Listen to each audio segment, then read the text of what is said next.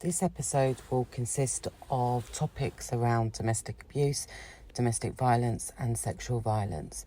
If you require any support or help, please get in contact with your local domestic abuse, sexual violence organisation.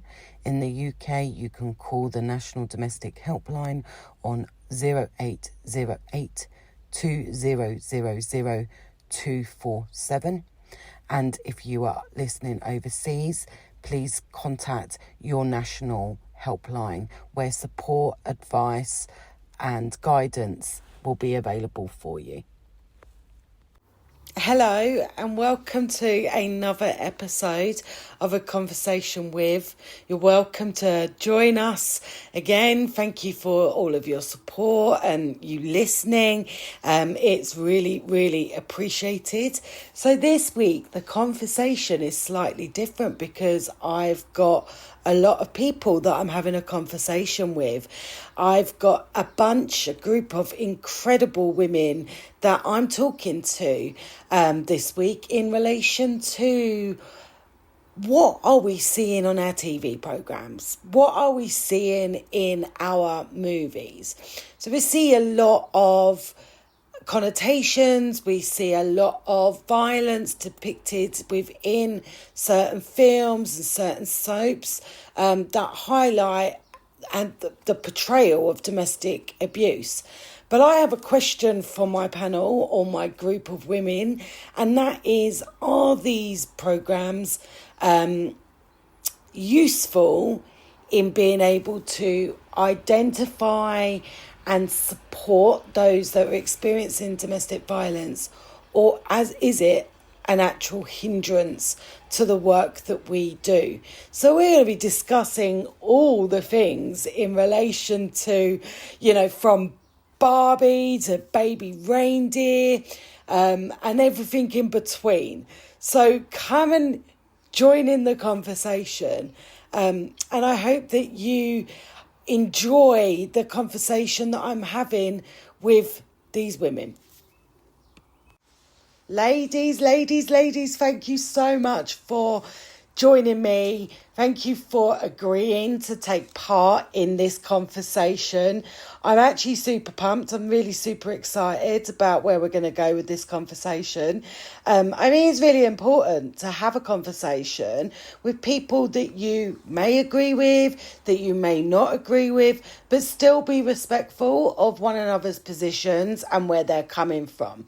So I'm hoping that we have an interesting conversation around a particular subject that I've been wanting to talk to you guys about for a while. So the question that I'm going to pose to us is, are programmes such as Barbie, Baby Reindeer, soaps such as Emmerdale that are highlighting domestic abuse helpful or hindrance to the work of domestic violence? I think there's a plus and minus to both. I think some of the storylines raise awareness, but at the end of the day it's television. It's there for entertainment, so that's my opinion on it anyway. I'd agree. I think it's interesting. I think it's changed massively over the years in terms of depictions on soap operas or any kind of documentary. I think used to just appear to raise awareness and get people to think about what might be happening to them or happening to their friends, whereas now it's become like a topic in itself, and I'm not sure that the nuance of abuse is always portrayed in the right way. Mm-hmm.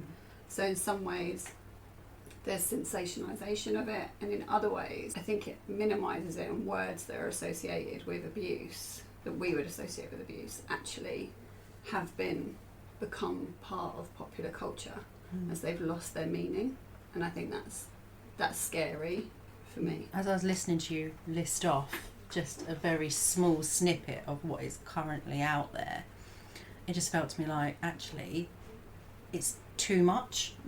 There's been a lot in a short space of time, and it's a bit like you were saying, things have become nuanced, people become desensitized to what is supposed to be raising awareness, raising awareness of the cause of what domestic abuse is, what violence against women and girls is, and actually being within this world, actually for me, I just think there's too much. It's become oversaturated. Things are losing the impact they're supposed to be having. They're not being portrayed correctly. Actually, what's the wraparound care for this stuff that's out there? Because that is completely missing. So for me, just listening to that, actually, there's been a bit too much recently. Where do we go actually? I'm thinking back to EastEnders back in the day. There was a big domestic abuse storyline with, I think it was Little Mo and Trevor, and how actually that would just be then the big storyline for that period of time. And there wouldn't be all these other things sort of around it. It would grab attention. Same as when you had it on, was it The Archers? Yeah. A few years ago. Whereas now it's just like, whoa, it's everywhere. Yeah, I would agree with that. It's like everywhere, which then has the benefits in highlighting for those that don't really understand an awful lot about what they're going through, but then it desensitizes because it's dramatized, and often those programs, definitely in the storylines, they've been added to create that dramatic effect, and sometimes that might have the ability for that victim or survivor that is seeing it for the first time kind of really responding to it because it doesn't match their experiences.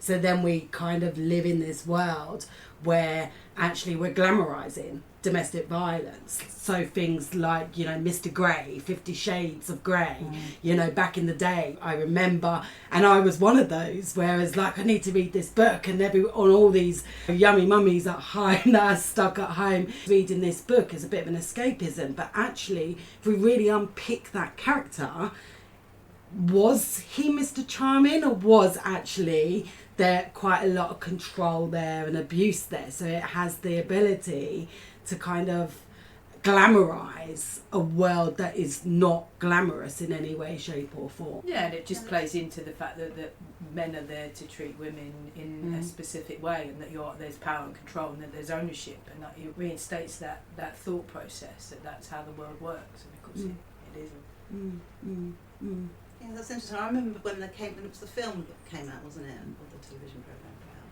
the 50 Shades of Grey. And at work the next morning, we were all discussing exactly what you just said.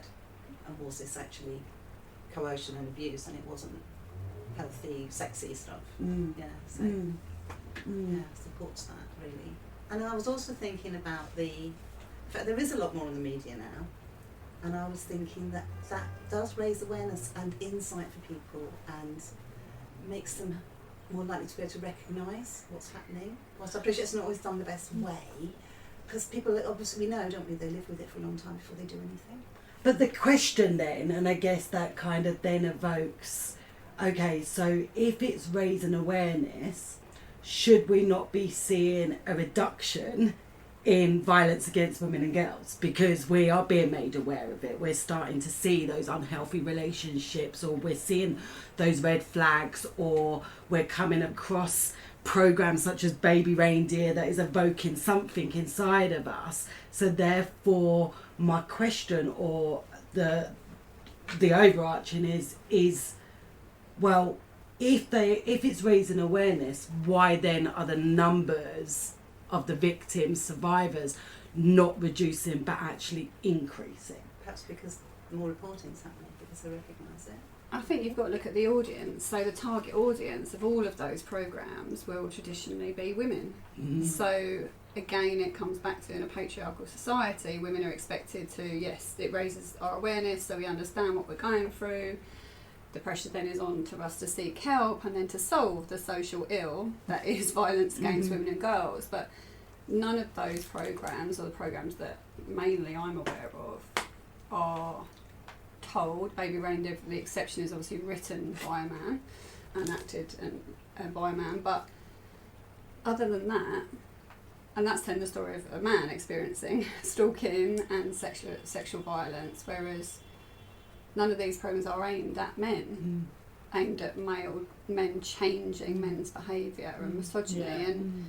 And I think the other issue with, it's great to have awareness, but it doesn't create change. The other issue is that you have, of course, you might have an hour-long programme or a whole series, like you said, EastEnders or something, that comes years sometimes, but then you look at something like TikTok or Instagram and there's a snippet of what that whole story is, and people react to the snippet as opposed to necessarily watching the whole story. And I think that sometimes, and then people have a massive opinion on a snippet and make their mind up about stuff, or a person, a character, whether it's real or depicted. And so yeah, the modern society element is important as well, to understand what people are consuming, how they're consuming. It's not just about the whole thing. And I'm wondering, because you just said something about Baby Reindeer, about the victim within that was the male, and it was the male that wrote it, and Baby Reindeer hit global numbers, like it resonated globally,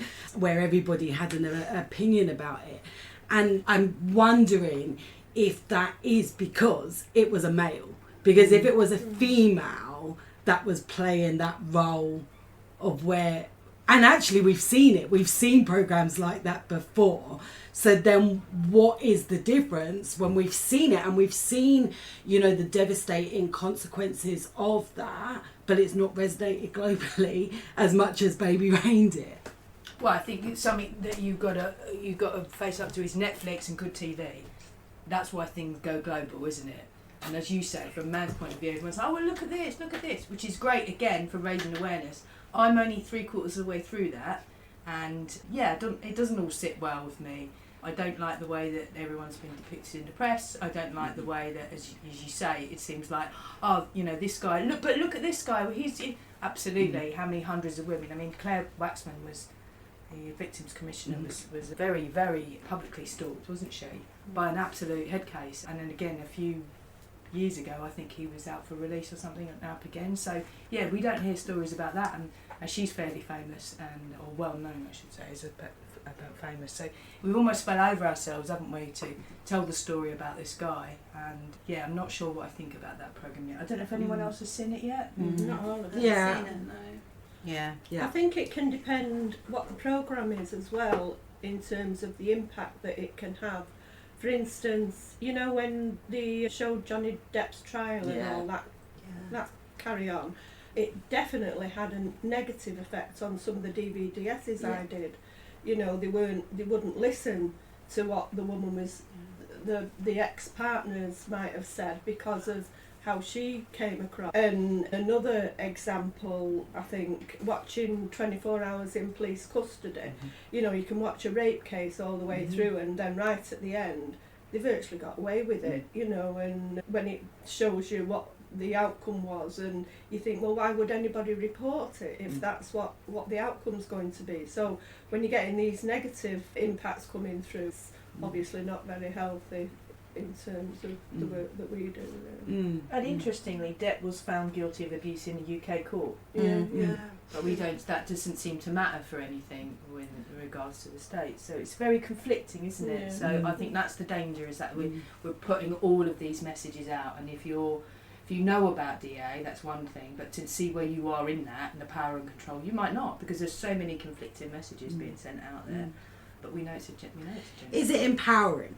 Are these programs empowering for us as professionals, but even as a victim?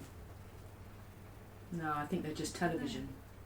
That's where I look at it now. It's just television. I could look at some of those stories about, victims of murder.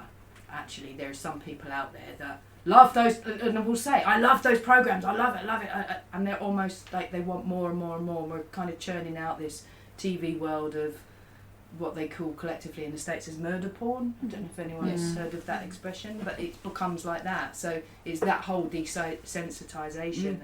I don't think it's particularly empowering. I personally just think it's about television, about entertainment. Well, it's become acceptable to celebrate serial killers. Yeah. You can go and you can buy a T-shirt with Ted Bundy on, any number of them are out, then it's like, that's fine. And actually we've forgotten that there are victims in this, that their voices are not actually heard, because all we've talked about is this person's life, their childhood, all the way up to done what they've done, committed all those posts, whatever's happened, and actually where are the victim's voice in that? How is that empowering, other than the person that wants to be remembered? We've lifted them up. Yeah, that's true. I think it's a bar recently in Manchester, very recently, end of last year, a new bar called Ripper's Place or something. Yeah. So there we are, yeah, absolutely right. And that's about language, isn't it? And that's about going, oh, look at what Jack the Ripper did. Whoa! Look at what Jack the Ripper, terrible things that he... So again, glamorising the rape and butchery and the murder and the abuse of women, particularly. Like, yes. You know, so we're kind of glorifying, I would say we, society, the media are kind of glorifying this kind of level of violence with the subconscious messaging of this is what girls, women should equate for or aspire for. We got men and boys growing up going, well, okay, this is what is on my TV screen, so therefore this is what I need to be because that's what is being told to me. So we've got a whole kind of society that are kind of emotionally inept, I guess, or emotionally not involved in the real world and the real realities. Because if you're glorifying violence, and that is what's getting the numbers, that's what's getting the bums on seats, that's what's making box office money and making actors and actresses a lot of money. And actually it's interesting that those films that do equate more money is actually what is going on for the women within those films or programmes. So again, that's a question that I ask myself, not necessarily any kind of real answers. I think it's not just about TV though, does it? Because everything we're seeing, the depictions of women and violence against women in TV is played out in pornography. It's also played out in computer games and any of those things. So women are very disposable. And I think in terms of, for me, I don't necessarily find those depictions empowering. In more ways, I find them harmful, obviously for the reasons we're discussing. But from a personal level, I think because I've sat with hundreds of women and some men over the years, but definitely hundreds if not thousands of women, and seen their real pain and sat with families who have brutally lost people, and I don't think you can then glorify it in your own brain. Like I definitely was one of those people who would be really fascinated by everything gory in the beginning. Of always since young, probably sort of my dad did for a living, I was sort of inspired by that. And then the more, after about sort of 5 years, and still I can't, like my brain is just like I've seen too much, I've heard too much, and so my brain actually shuts off to it. I think in a way to keep me safe and keep me enabled to do it. So I think whilst I see some value in it in terms of keeping conversations going, like my brain's like, no, I'm done. But as a professional, if your brain is doing that, and what we were saying earlier around actually there's too much, actually those people that are not professionals also doing that as well, is that actually I'm shutting down. So then it loses that power, I guess, or it loses that shock, or it loses that compassion or empathy that we have or we should have for humans, because our brain is just shut off to it. It's shut off to the pain, because actually I can't cope with that. And as a professional, I hear you, I do the same. I want something soft and fluffy, but actually those people that are seeing it on a daily basis becoming less and less sensitized to it. So an example, 15 years ago, child sexual exploitation was a thing and everyone was outraged by it, everybody, and rightly so. It's horrific where young people are being forced or groomed into practices that are really, really just unhealthy, violent. But actually 15, 16, 17, 18, 19, 20 years later, that shock value has gone, and actually it's no less shocking when you see or hear about, a child being groomed or whatever, and forced into child sexual exploitation. But again, it's that shutting off emotionally. I don't think it's people or humans don't care, it's just actually it's too much. My brain just needs to protect itself right now.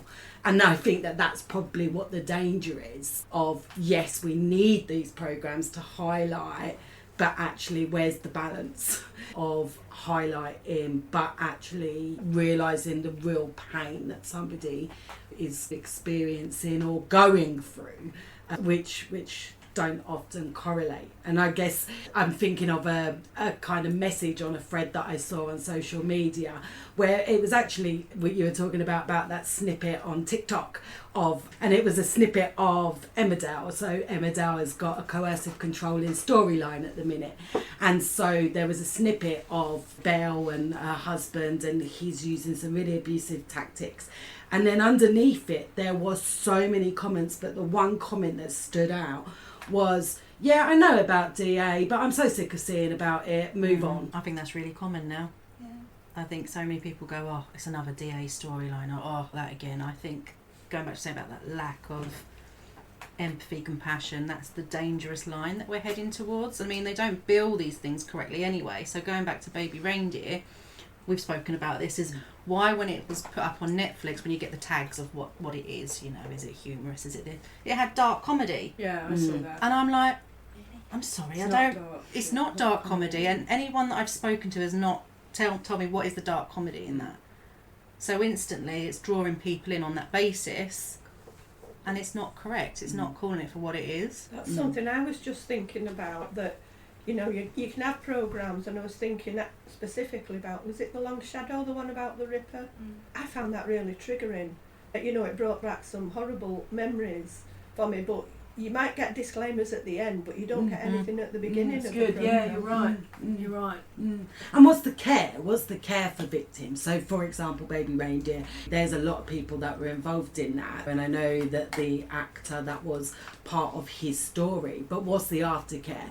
Because right now, that programme, because it is so global, it has the ability to lose the messaging, because actually what is happening is we're glorifying, or we're putting people on pedestals, or we're putting people in boxes, and the very people that we're highlighting, going, actually this behaviour is not okay, we're in a real danger of celebritizing and kind of bringing that real weird notoriety about them based on really bad behaviour, regardless if it is, you know, true or not true, or a mixture of both, to create, you know, drama or whatever. Is that actually there are real people, just like what you were saying. Often these stories, there are real people, and they're based on real life experiences. So what actually care, support is there for those victims, and even those children that may have been babies at time of incident, and then they're stumbling across a programme that is actually based on their story, their life, their family, whatever. You know? And then people take it upon themselves, like we've seen with Baby Reindeer, to source out this person. Yeah. And there was not a good job done on protecting that identity at all. And people were finding them within hours of Baby Reindeer streaming. So Everyone's a sleuth. yeah, absolutely. And it's almost like, you know, everyone's a sleuth, you know, but also a lot of victim blaming as well, like, you know, just on that program, but other programs where actually, you know, we're still using that victim blaming language within those programs, which we fight against on a daily basis, of going, actually putting the accountability back on the person that's perpetrating that behaviour. Like, it's very strange. It's a very strange, topsy-turvy world that I feel that I live in. Yeah. I was just thinking though that when they are sensationalised, which draws people to watch them. It certainly, I've known there have been things that have given me an opportunity to talk to family members, say, about stuff. Particularly the Johnny Depp one. I can remember having really quite in-depth and almost angry conversations with quite a wide group of family who didn't get it, and it was an opportunity to explain to them and educate them, if you like. So there's possibly that is an upside a bit maybe to it. But there was also a lot of misogyny, wasn't there? I mean, they just hated Yeah. her. She could have done anything. Exactly, but so They it was all just that kind of hated stuff. her. Yeah, They which is hated really her. an opportunity for them to get some understanding and look at it differently. But I think even some of the professionals were like, well, you know, it's too early to say, and I don't know, and we have to remember that we're all an audience to something, aren't we? So they'll show us what they think, or a bias, or so like you were saying, you're then swayed down. So I'm 3/4 of the way through Baby Reindeer, and I'm saying, this guy he needed help way back, Mm. and actually it's more about his behaviour. And yes, that lady may well have some issues going on, let's call it that way, and what happened to him was absolutely terrible, and I stand by that the sexual assault was just horrific. But actually his behaviour from word go, clearly he needed some help in his life, and actually not blaming him at all, because that was his life, but that's where he needed help. But no one will take that from that show. It will all be about look at her, look at what she did, da da da da, and that's where it's gone.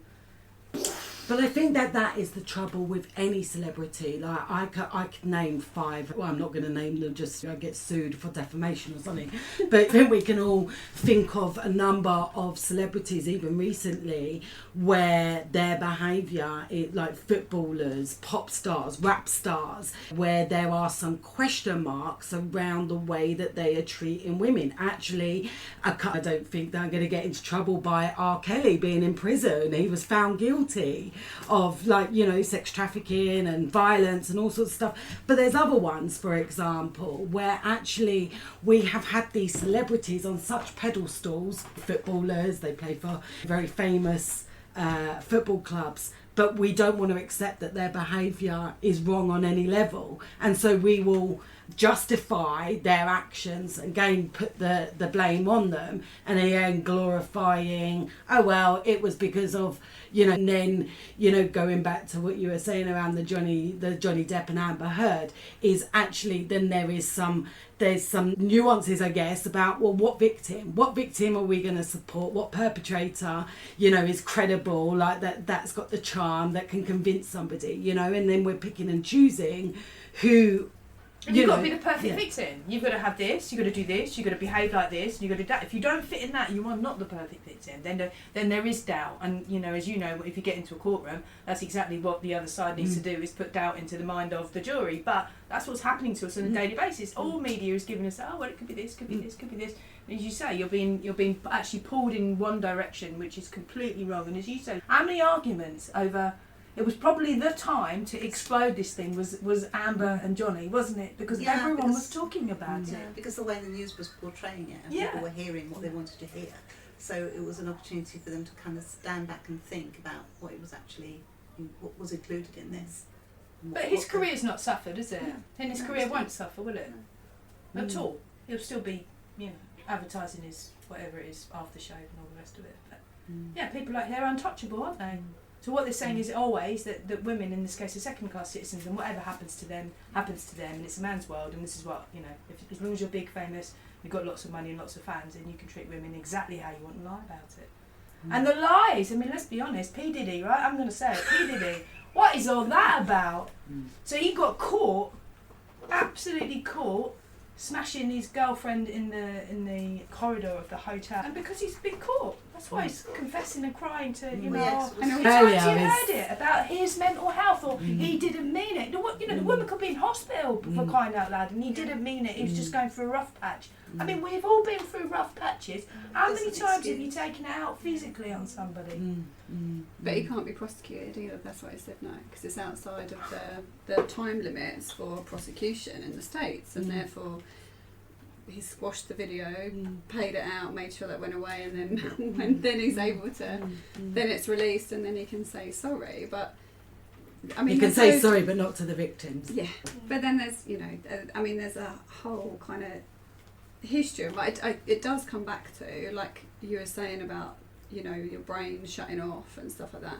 You know, I'm lucky that I've had clinical supervision for 2 decades. It's trained my brain to cope with the things, and now my brain makes a choice to keep myself safe. Whereas actually, if you're just consuming stuff in the world, and we don't live in a vacuum where we're just watching a TV programme, we're also being consumed by horrific images from around the world of all sorts of atrocities at any moment, as well as then just living and things that happen in daily life that you can't get away from. And the general human brain doesn't, we're not made to cope with that. You know, that's not how we were, that's not how we evolved, is it? To have, and the speed of life that doesn't allow, like the speed of our lives now, it means you're just getting content from everywhere constantly, and it's the next one, the next video, so it can feel so overwhelming. I think again, that's a far quicker pace than I don't think the human brain has evolved enough to keep up with the speed of life and the speed of kind of what we're shoved in our faces. Even if you try and deselect yourself from it, you can not be on social media, you can choose to not watch the news, but you kind of can't get away from it. No. I think even trying to do safe and healthy things for yourself, it's really hard. And I think that, you know, we underestimate the things, those kind of images, the sounds, the conversations. We underestimate the power that has and what is happening to the brain, because watching those videos, being exposed to it every which way, through the media, through TV programs, through your music, there is some form of trauma response going on, and the more that you see it, and we're very fortunate that we do have supervision to unpick and to kind of offload, but the average Joe that is like, you're watching 200 images a day, if not more, I've just plucked that number out, but you're on your Facebook or you're on your Insta or you're on your TikTok and you're thinking that you're doing something really innocent, but all of those images that are flooding your brain, like, and actually we're not really giving the respect, I guess, to what is happening in the brain and the impact that could have. Our brains don't know, somebody. does it? Yeah. You know, that is actually that threat's not there. You haven't got to go into your fight or flight. Because the other thing that's cropping up now, loads on mine, is around high cortisol levels. How we're all living in our fight or flight mode constantly, because, like you're saying, our brain has not adapted to keep up with this modern way of living where we're just constantly like this, just in our face all the time. And then it's like, no wonder the mental health rates in this country are so high, not just here but worldwide, because we're all like completely. And our brains are not meant to function like that. No. Like, you know, the fight, freeze mode, you know, the endorphins, the adrenaline, the cortisol was always there, designed as the brain and the body's defense to a threat. And so if we're constantly under threat or hypervigilant, we're producing more hormones than what our brain was ever designed to do for any period of time. It's useful in situations where you need that adrenaline to kind of, like, you know, almost jumpstart your heart, if you like, or jumpstart your brain. You need it. But if you're constantly under it, it has, I think, a real detrimental effect. And so some of these programs, some of these TV shows, some of the films, in my opinion, I don't think is particularly helpful. No. Because going back to that, like you're saying about the jump starting the heart and stuff, I don't know if you saw it, but you remember going back a few years, you'd have cinema clubs where you could go along with like your baby and you could watch your adult film, whatever, with baby with you. And they actually did a thing around, you know, actually, should we be going along to the cinema, in a dark cinema, taking along our babes in arms, watching, I don't know, Poltergeist, Nightmare on Elm Street. Nightmare on Elm Street, when actually the music, the ambience The screaming. would set off a threat response to your baby. And it's like, come on. Yeah. But we need more Barbies in the world, but then even Barbie is like, you know, you're thinking you're watching something innocent, and then even that has some subliminal messaging around it as well. Like, you know, it's like, actually, you know, even the soft and fluffy sometimes isn't soft and fluffy, because you're just flooded all the time with this messaging. I didn't see Barbie. Did anyone else see I haven't Barbie? seen it, no. Yeah, I've seen I it. saw Yeah. Barbie. I really liked it, actually, I thought it turned quite, it's not perfect, but nothing is perfect, and obviously it's in everybody else's opinion, but I think it turned so much on its head, and I saw it like my older daughter, and I saw it also with my other half, and they both cried. It was really powerful, so completely different ends of kind of the generational spectrum, and obviously different sexes. I thought it was really powerful. I think it's most powerful also because of the Billie Eilish song within it. I think that What Was I Made For, like the lyrics to that song really resonate with the film, and also about women's position in society. I think the handing out the exposure of what Barbie was created for, which, you know, seeing the lady that created Barbie at the end of the film, what she intended it, which was really about a symbol of empowerment, of like, you can be anything, you can dress up in anything, and you can be that thing, to then what it was, which became like the sex symbol of your body should look like Barbie, people altering their bodies to look like Barbie, to be the ultimate sex symbol. I think it did a pretty good job by highlighting the origins of it and how it's been misused from patriarchal misogynistic means. So again, not perfect, but I think an interesting take on it, for sure. Definitely a conversation starter. I definitely so. think it is a conversation starter. Me personally, I prefer Poor Things. Oh yes. I think the difference with different Barbie, things, yeah, and different Barbie audiences. had a real sort of mass appeal to many people, and I think that's the difference with Poor Things. I think that's, for me, I kind of felt you kind of had to have some understanding. It's very artsy, isn't it? And it's black and white, and it's. I was struggling with it at parts to kind of keep up with where this was all headed. Whereas Barbie, I think more people would were buying into that, which is a great opportunity. Like you say, it's not perfect, but it's introduced to think critically about the society we live in, which is what we need people to do. If we're really going back to say, is this raising awareness? Is it actually making a difference? We're saying generally the consensus is no, it's not. It's traumatising people. The only way we're going to make that change is by planting those seeds, and Barbie was a way to do that.